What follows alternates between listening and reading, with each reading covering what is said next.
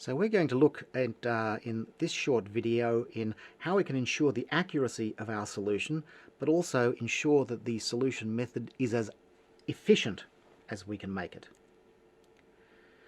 Everything that we've looked at so far has assumed that the step size we're going to take in our ODE solver is uniform.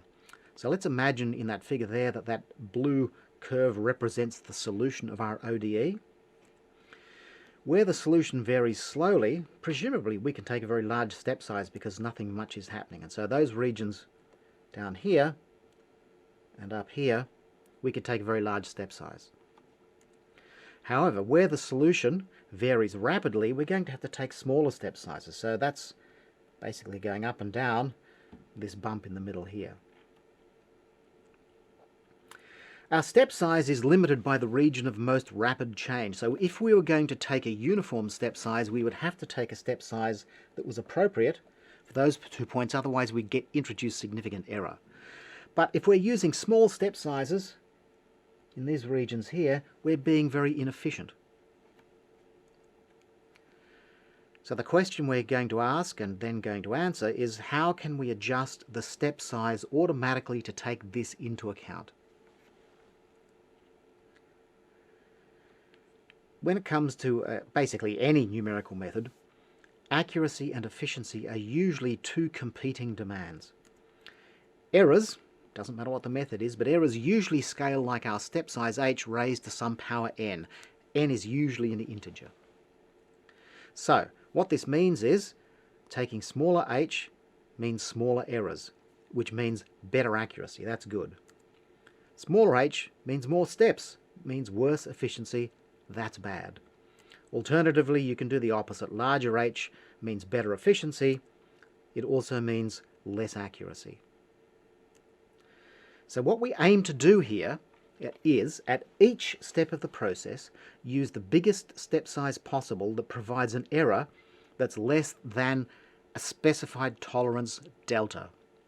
And delta is a tolerance that we're prepared to accept, and it will depend on the problem as to how big delta is. So we saw previously that Richardson extrapolation uses two estimates for y of t plus h. So let's look at the RK4 method in particular, and imagine we're starting at this point, y of t. We're going to take a step size of h, and we use an integrator which gives us an estimate of the solution at at time is equal to t plus h. We're going to just call that y1. That's our RK4 estimate of the solution. We can then take two step sizes with a step size of h on 2, and that's this nomenclature here. So we start off at y of t, we go to some halfway point, and then we go to t plus h in 2 steps. So we're going to call that value y2. So we can see in general, of course, that y1 and y2 will be different. We want to use this information to estimate the error in our RK4 method. So the exact and computed solutions are related by, first of all, y of t plus h is equal to y1 plus an error term that scales like ah to the 5th, where a is a coefficient whose value we don't know. If we use two smaller steps, y of t plus h is equal to y2 plus another error term. Now it's 1/16 the value that we saw previously in the single step. Let's subtract those two expressions. So they're written up there again. We're going to just subtract them. The left-hand side is clearly 0. The right-hand side is y2 minus y1 plus this error term here, 1/16 ah to the 5th minus ah to the 5th. Let's just move that across to the other side and then swap sides. And we can show that y2 minus y1, that's this distance here, is equal to 15/16 ah to the 5th plus some higher order error terms. And we're going to say, well, this difference between y2 and y1, let's make that an estimate of our error. Let's call that delta. So what we've effectively said is we've said that the error is approximately equal to 15/16 ah to the 5th. We still don't know what a is. So we have that. And we're using delta as an estimate of the error in the RK4 method using a step size of h. Now where this comes from, of course, is that because the error using a step size of h on 2 is 1/16th, the estimate using a step size of h, that we're going to say, well, that's close enough to being 0 in comparison. So that's why we can say that this is a reasonable approximation. But we want to use this knowledge here to choose an optimal step size, both for efficiency and for accuracy. So we want it to be as big as possible so we can be efficient, but as small as needed to ensure that we don't have too big an error. So, given that delta is equal to that, first we need to choose an error we're prepared to accept. We're going to call this delta 0. So this is the error that we say, okay, if we have this much error, it doesn't matter.